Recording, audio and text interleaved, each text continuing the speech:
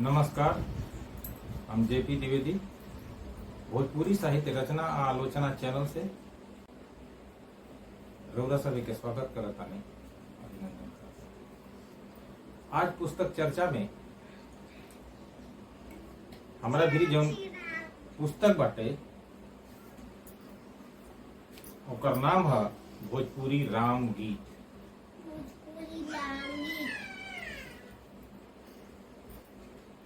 एकर संकलन करता बानी दिवाकर पांडे जी।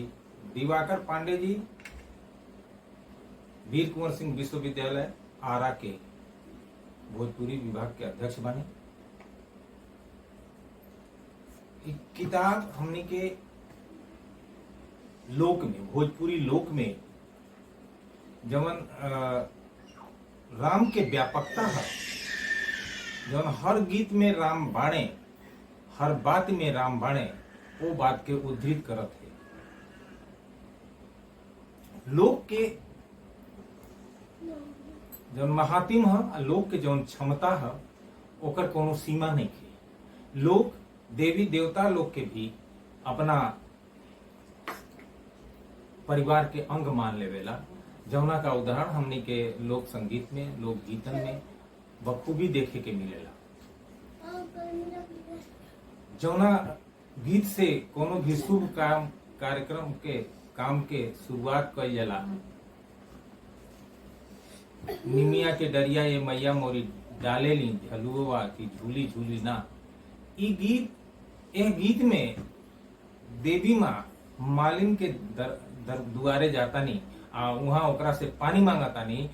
मालिन बहुत सामान्य तरीका से उनके पानी देवे से बरजत या आई कहत या कि हमरा गोदी में एगो छोट गो बालक बाटे, हम पानी देवे में असमर्थ हैं। तो भगवती ओकरा बालक ला पलना उपलब्ध करावता नहीं, पलना में सुता के तब पानी पिया सकता नहीं, पानी पियोनी। और ओकरा बाद देवी माँ उनके वरदान देनी। यह हाल शिव जी के बाद हमारे को गीत है, तीन ओरिया सिंधु एक और बा हिमालय, कण कण में राम गांव गांव में शिवालय। तो शिव का व्यापकता ही है। अब राम की बात आ गई तो राम हमनी के समाज के जनमानस में बानी। हर काम के शुरुआत राम से होला। अब अगर गांवन में साहूकार भाकेहू गल्ला जे तौलेला तो ओकर गिनती एक से ना शुरू होला, राम ही राम से शुरू होला। यही लेखा जब घर में कोनो बालक के जन्म होला तो जौन पहला गीत गावल जाले ओके सोहर कहल जाला। आ सोहर में जौन सोहर गीत जौन है वो अपने में जौन घर के मुखिया बाड़े उनके राजा दशरथ के रूप में निरूपित करेला। आ जौन घर के मालकिन बाड़ी उनके रानी कौशल्या माने लेला। आ जौन बालक जन्मेला वो राम होला। तो जौन गीत गावल जाला कि कोशिला के राम जन्म ले, तो वो राम चाहे केकरो घरे में जन्मत होखे, वो कोशिला के रामे होले। तो राम के व्यापकता ई है हर गीतन में, चाहे वो जन्म के गीत हो, चाहे वो विवाह के गीत हो, भा अंतिम बेरा जब अंतिम यात्रा पर मनाई जाले तब वो जौन शब्द उच्चरित कइल जाला ओके राम नाम सत्य बोलल जाला। सामान्य जौन दैनंदिनी बाटे, जौन हमन के रोजमर्रा के स्थिति बा, ओहो रोजमर्रा के स्थिति में जो राम हर जगह बाड़े। राम जी के चिड़ई, राम जी के खेत, खाला मोरी चिड़ई भर भर पेट। तो राम हर के व्यापकता के बहुत कम शब्दन में या बरिसों बरिस रउआ व्याख्यायित करत रही, उनका व्याख्यान पूरा ना हुई। तो भोजपुरी अंचल में जो राम से जुड़ल गीत बानी सन ओके संकलन कइल गइल बाटे दिवाकर पांडे जी के यह किताबी भोजपुरी राम गीत में। एमे जो विधा वहां के जो अलग अलग विधा के ओके विस्तारित कैले बाने ओके दिखाई सबके सोझा रखा के जौन प्रयास बाटे वहां के संस्कार गीत जौना में सोहर, खिलौना, बधावा, जनेऊ, विवाह गीत।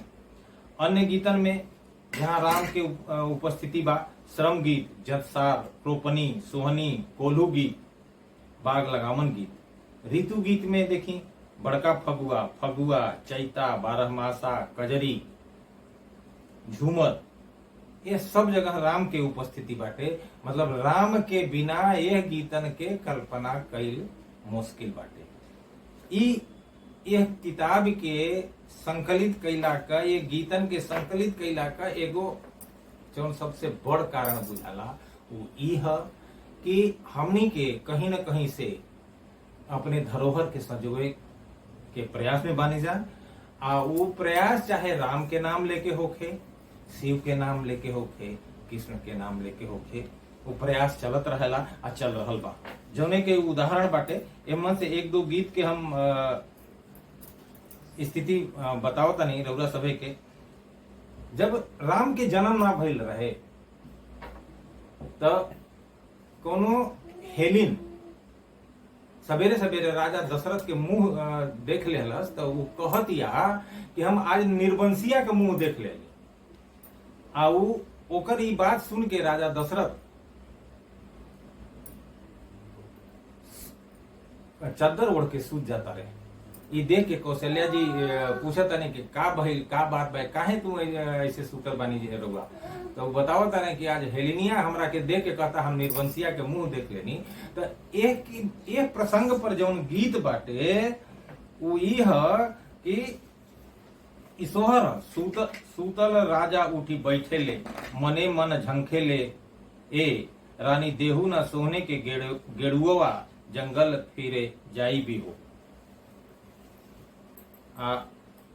वही जब राजा दशरथ के घर में राम के जन्म हो जाता तो बधावा बादता आ उहे हेलिनिया उनके घरे नाचतिया। तो राजा दशरथ ओके नेग देहल ना चाहता न। तो कौशल्या जी कहता नहीं कि ना ओकरा के नेग देही, ओकरे कहल कैसे राम के जन्म भइल है, ओकरे व्यंग्य बोलने का वजह से राम के जन्म भल है। एगो गीत के हम थोड़ा बहुत व्याख्या रउरा सभी के सोझे रखली हैं। स्थिति राम के गीतन कही है कि हर परिस्थिति में गावे जाए वाली गीतन में राम के उपस्थिति बा, राजा दशरथ के उपस्थिति बा, महारानी कौशल्या के उपस्थिति बा। आ भाई के जब बात होला तो लक्ष्मण के उपस्थिति बा। आ जब घर में बेटी भा पतोह के बात होला तो सीता के उपस्थिति बा।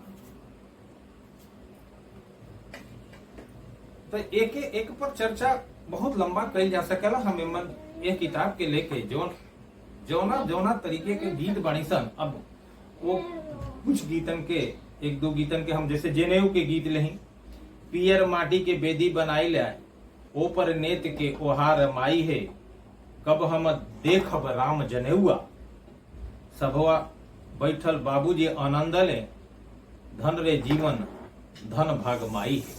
तो हर विधा में राम बाणे, हर समय पर राम बाणे। मतलब बिना राम के भोजपुरी लोक के बात ही और रात नहीं।